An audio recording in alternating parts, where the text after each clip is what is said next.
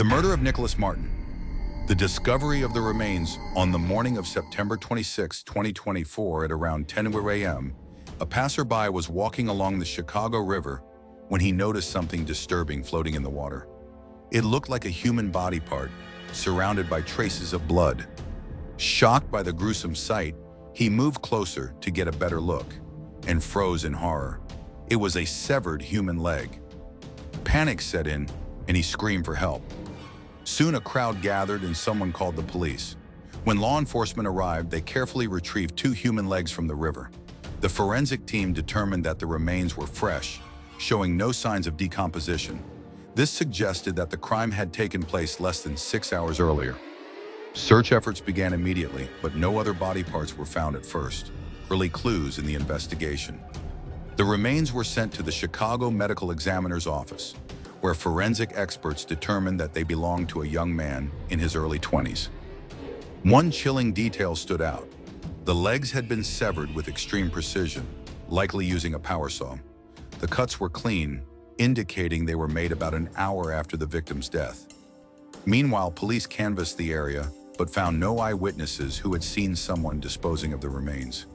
Even more perplexing, no recent missing person reports matched the victim's description. The first lead. Expanding their search, investigators discovered a missing person report filed 2 days earlier. The report described a 20-year-old man named Nicholas Martin, whose uncle had reported his disappearance. Nicholas had recently moved to Chicago for a new job opportunity. His uncle was called in for questioning, but he couldn't confirm whether the severed legs belonged to his nephew. Only way to be certain was through DNA testing. While awaiting the results, the police received a shocking new lead. A severed human arm had been found in a dumpster near the river. This time, identification was easier. The arm bore a distinct tattoo, and as soon as Nicholas's uncle saw it, he broke down in tears, confirming that it belonged to his nephew. Who was Nicholas Martin? Nicholas grew up in Indiana, the eldest of 4 sisters. With a strong sense of responsibility, he wanted to support his family financially. After earning a technical diploma in electrical work, he later pursued a nursing degree, drawn to the idea of helping others. Following graduation, he worked as a nurse in a local hospital, but he hoped to find a higher-paying job to improve his financial situation. That's when Ethan Cooper, a close friend and fellow nurse, told him about a great job opportunity in Chicago, the job offer that led to death. Ethan told Nicholas about an in-home nursing job for an elderly man with Alzheimer's. High salary, free housing, an easy workload. It sounded too good to pass up. However, there was an odd detail. Ethan was originally offered the job first, but since he was about to enlist in the military, he had to turn it down. So he recommended Nicholas instead. The last moments before his disappearance. Nicholas's family was skeptical about the offer, sensing something was off.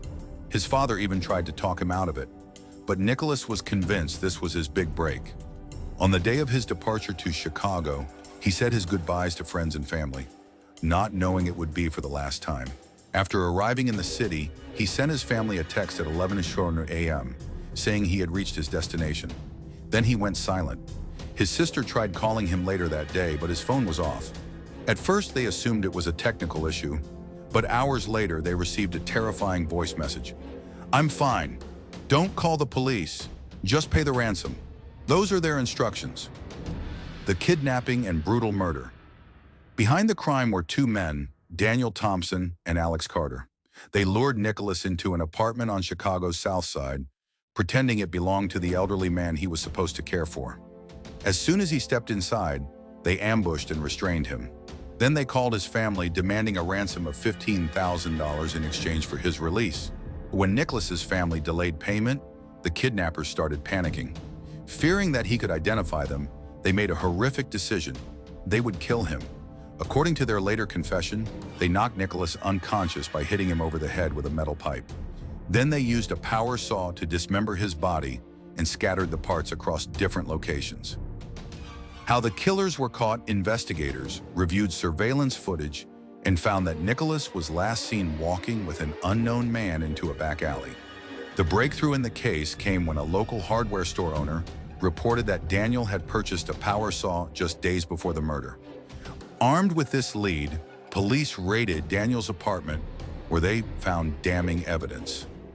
Blood-stained ropes, a metal pipe with traces of blood spatter in the bathroom. Within hours, Daniel and Alex were arrested. During intense questioning, they confessed to the crime, admitting that they had initially planned only to extort money. But when the ransom wasn't paid quickly, they panicked and decided to kill Nicholas to cover their tracks. The final verdict.